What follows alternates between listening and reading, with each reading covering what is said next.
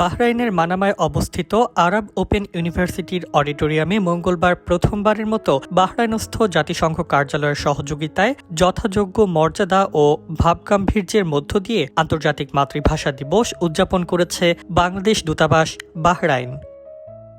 এবার নগদে পাচ্ছেন হেলিকপ্টার অফার, তাই কেনাকাটার পেমেন্ট নগদে করুন আর বুঝে নিন ২,০০০ টাকারও বেশি ক্যাশব্যাক সহ হেলিকপ্টার রাইড। পেমেন্ট শুরু করুন আজই।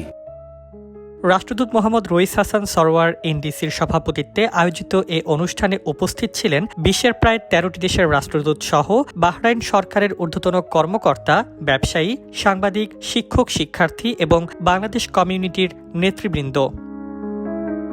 গেস্ট অব অনার হিসেবে উপস্থিত ছিলেন king Hamad global centre for peaceful coexistence এর নির্বাহী পরিচালক মুনিরা নাওফল আল দোসেরি। বিশেষ অতিথি হিসেবে ছিলেন Bahrain authority for culture and antiquities এর প্রতিনিধি সহ অন্যান্য বিশিষ্ট ব্যক্তিবর্গ।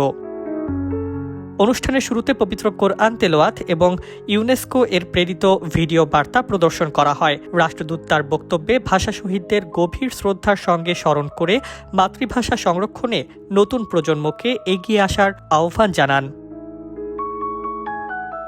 অনুষ্ঠানের আকর্ষণীয় পর্ব ছিল বিভিন্ন দেশের রাষ্ট্রদূতদের নিজ নিজ মাতৃভাষায় কবিতা আবৃত্তি, পাশাপাশি চিত্রাঙ্কন প্রতিযোগিতায় বিজয়ীদের মাঝে পুরস্কার বিতরণ এবং প্রায় ১১টি স্কুলের ৭২টি চিত্রকর্ম নিয়ে প্রদর্শনীর উদ্বোধন করা হয়। বিদেশের মাটিতে মাতৃভাষার মর্যাদা রক্ষায় এ আয়োজন হয়ে ওঠে এক ব্যতিক্রমী আন্তর্জাতিক মিলন মেলা।